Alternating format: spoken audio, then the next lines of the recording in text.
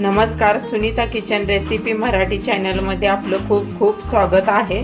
आज आपण बघणार आहोत कारळ्याची चटणी कशी बनवायची। तर इथे मी गॅस चालू करून पॅन गरम करून घेतलेला आहे। पॅन आपला गरम झालेला आहे, त्याच्यामध्ये कारळ टाकून घ्यायचं। तर इथे मी पाव किलो इतकं कारळ घेतलेलं आहे, 250 ग्रॅम इतकं पॅनमध्ये टाकून घ्यायचं। इथे मी 2 चमचे जिरे घेतलेले आहेत। कारळ्यासोबत जिरे पण भाजून घ्यायचे।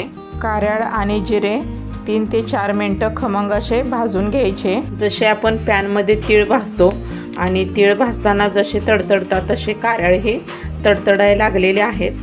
कारळ आता भाजत आलेले आहेत। आणखी थोडेसे भाजून घ्यायचे। भाजून थोडं कारळ्याचा कलर ही चेंज होतो आणि थोडंसं भाजल्यानंतर फुगीर असे कारळ दिसू लागतात। बघू शकता इथे भाजल्यानंतर फुगीर असे दिसतात कारळ, आणि भाजल्यानंतर कारळ्याला चकाकी येते। इथे 3 ते 4 मिनिटं कारळ भाजून झालेले आहेत। गॅस बंद करून घ्यायचा आणि कारळ थंड करून घ्यायचे आहेत। कारळ भाजल्यानंतर थंड करायला ठेवले होते, ते आता कारळ थंड झालेले आहेत। तर या कारळ्याची चटणी बनवण्यासाठी लागणारे साहित्य बघूयात आपण। कारळ्याची चटणी बनवण्यासाठी अगदी मोजकं साहित्य घेतलेलं आहे। तर इथे मी 2 चमचे घरगुती मसाला म्हणजे चटणी घेतलेली आहे। थोडीशी मला झणझणीत असं अशी चटणी हवी आहे, त्याच्यामुळे मी हा घरगुती मसाला वापरणार आहे। तुम्हाला जर आवडत असेल तर घरगुती मसाला वापरा, नसेल आवडत तर लाल तिखट नुसतं वापरलं तरी चालेल। त्याचबरोबर इथे मी लाल तिखट घेतलेला आहे 1 चमचा, चवीनुसार मीठ, वाळवून घेतलेली कोथिंबीर घेतलेली आहे 2 चमचे, 20 पाकळ्या लसूण।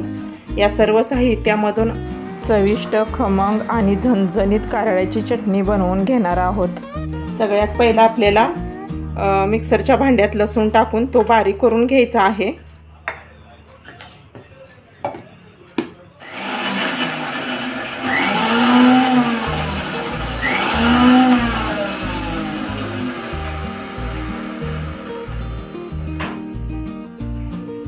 असा बारीक असा मस्तपैकी फिरवून घेतलेला आहे। या कारळ्यामध्ये राहिलेले सर्व मसाले टाकून घेऊया। कोथिंबीर वाळलेली, चवीनुसार मीठ, लाल तिखट, हा आपला घरगुती मसाला, हे सर्व एकत्र करून घ्यायचं। एकत्र करून झालेला आहे। आता मिक्सरच्या भांड्यात टाकून बंद चालू करून चटणी बारीक करून घेऊया। लसूण बारीक केलेल्या याच मिक्सरच्या भांड्यात आता आपण कारळ घालून घ्यायचं।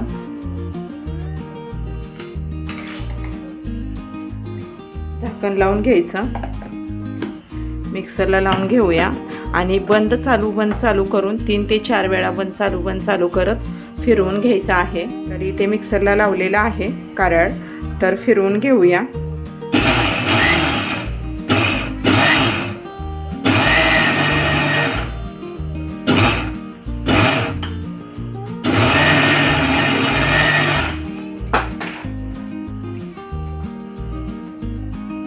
झाकण काढून बघूया, थोडंसं परत मिक्स करून घ्यायचं। झाकण लावून घ्यायचं, आणखी 3 ते 4 वेळा फिरवून घेऊया।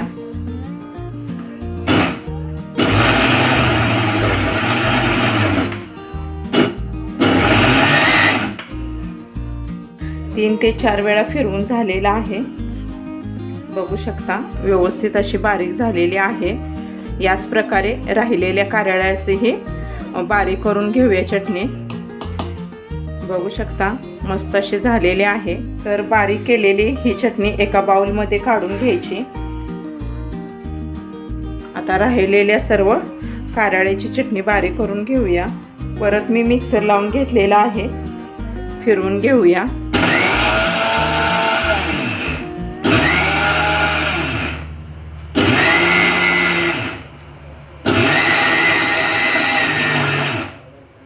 तर बंद चालू करतच फिरवून घेतलेले आहे। झाकण काढून बघूया।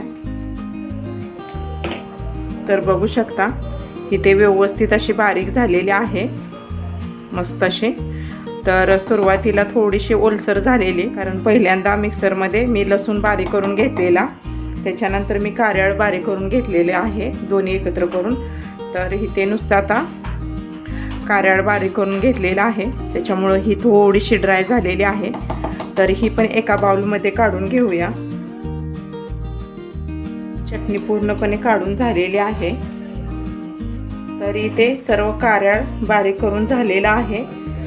तर याच्यामध्ये 2 ते 3 चमचे तेल टाकून घ्यायचं वरून। तर याच्यामध्ये मी 2 चमचे तेल टाकून घेतलेलं आहे। तर ही पूर्णपणे चटणी एकत्र करून घ्यायची, व्यवस्थित अशी चांगली मिक्स करून घ्यायची, जेणेकरून पूर्ण चटणीला तेल लागेल आणि लसूण सुरुवातीला बारीक केलेला होता तोही एकत्र होईल। या पद्धतीने पूर्ण चटणी मिक्स करून घ्यायची। तर बघू शकता ही चटणी पूर्णपणे एकत्र केलेली आहे। बारीक केलेल्या कारळ्यामध्ये तेल टाकलं का चटणी आपली ड्राय होत नाही आणि व्यवस्थित तयार होते आणि चवीलाही खूप छान लागते। तर बघू शकता इथे मस्त अशी तयार झालेली आहे। तर ही चटणी आता एक आपण डब्यामध्ये भरून घेऊया। इथे मी एक डबा घेतलेला आहे एअर टाईट असा। तर या डब्यामध्ये आता आपण चटणी भरून घेऊया।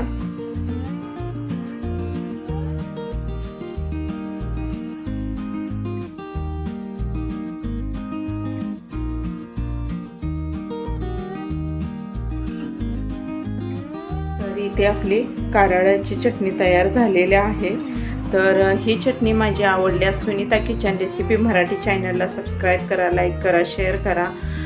त्याचबरोबर कोणताही व्हिडिओ असो माझा स्किप न करता संपूर्ण व्हिडिओ बघा। धन्यवाद।